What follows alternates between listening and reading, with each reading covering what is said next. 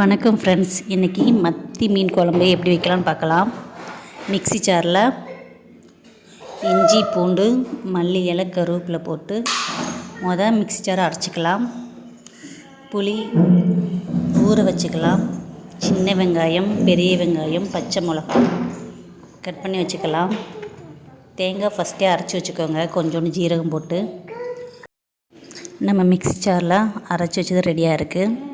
இப்போ 4 தக்காளி பழம் கட் பண்ணிக்கலாம். இப்போ சட்டியை நம்ம அடுப்பில் வச்சிடலாம். ஃபஸ்ட் நம்ம எண்ணெயை ஊற்றிக்கலாம். எண்ணெய் கொஞ்சம் நல்லா காஞ்சதும் ஃபஸ்ட் எடுத்தோடனே நம்ம வெந்தயம் தாங்க போடணும். இதில் கடுகெல்லாம் சேர்க்கக்கூடாது, வெந்தயம் மட்டும் போட்டால் போதும். சூடாயிடுச்சுங்க.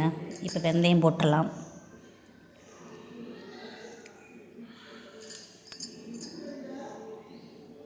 லைட்டாக கிண்டி விட்டுக்கோங்க.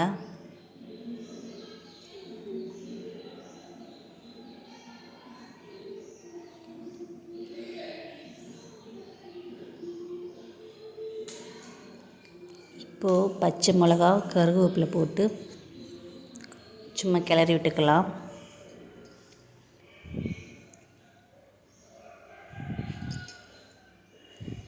இப்போது சின்ன வெங்காயம் பெரிய வெங்காயம் கட் பண்ணி வச்சதை சட்டியில் சேர்த்துக்கலாம்.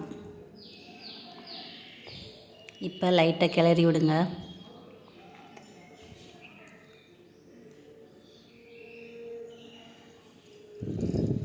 தீயை சிம்மில் வச்சா போதும், ரொம்ப கூட்டியெல்லாம் வைக்க வேண்டாம். புதுசாக சமையல் பண்ணுறவங்க சிம்மில் வச்சு சமைச்சா போதும். இப்போது ஓரளவுக்கு நல்லா வெந்துருச்சுங்க. இப்போது நம்ம மிக்சியில் தட்டி வச்சதை போட்டுடலாம். இஞ்சி பூண்டு கொத்தமல்லி கருவேப்பிலை போட்டு நம்ம கொரகொரப்பாக அரைச்சதை நம்ம சேர்த்துக்கலாம். இப்போ கொஞ்சம் நல்லா கிளறி விடுங்க.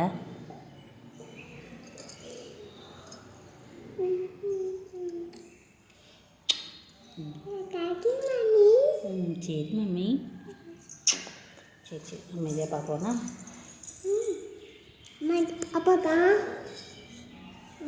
இப்போது வெட்டி வச்ச தக்காளியை உள்ளே போட்டுடலாம். நல்லா கிளறி விட்டுக்கோங்க.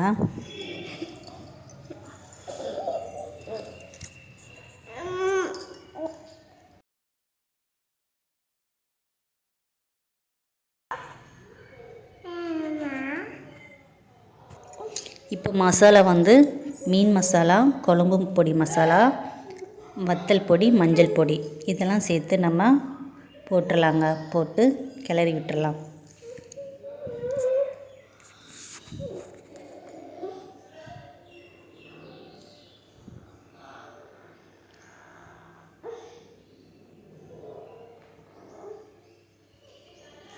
கிளறி விட்டாச்சு. இப்போது ஒரு அரை கிளாஸ் தண்ணி ஊற்றிக்கலாங்க. ஊற்றிட்டு கிண்டி விடலாம்.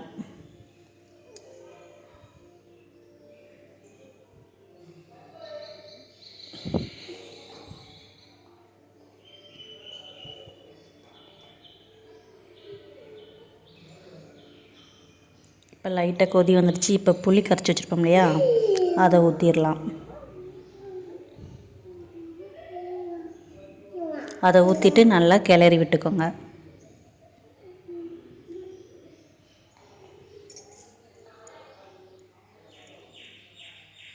இப்போ கொஞ்சம் நல்லா கொதித்து வரட்டுங்க. இப்போ நம்ம தேங்காய் அரைச்சி வச்சதை உள்ளே ஊற்றிடலாம். தேங்காய் சாறில் மிச்சம் இருந்துச்சுன்னா அதையும் மிக்ஸ் பண்ணி ஊற்றி விட்டுருங்க.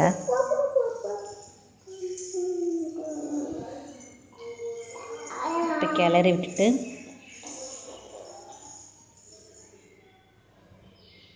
உப்பு போட்டுடலாம்.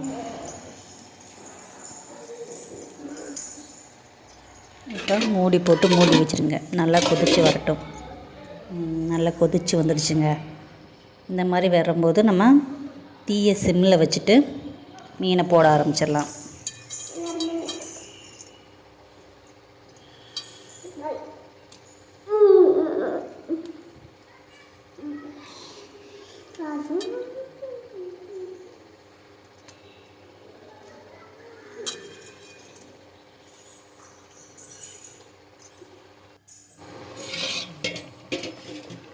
மீன் குழம்பு ரெடி ஆகிக்கிட்டே இருக்குது. நல்லா வெந்து வந்துடுச்சு மீன்.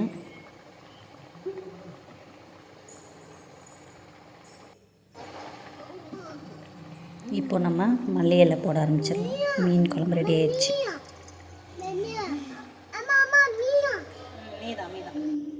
மீன் வந்து 10 நிமிஷம் வந்தால் போதுங்க. மீன் குழம்பு இறக்கியாச்சு. மீன் நல்லா வெந்து வந்துடுச்சுங்க. சூப்பராகவும் இருந்துச்சு.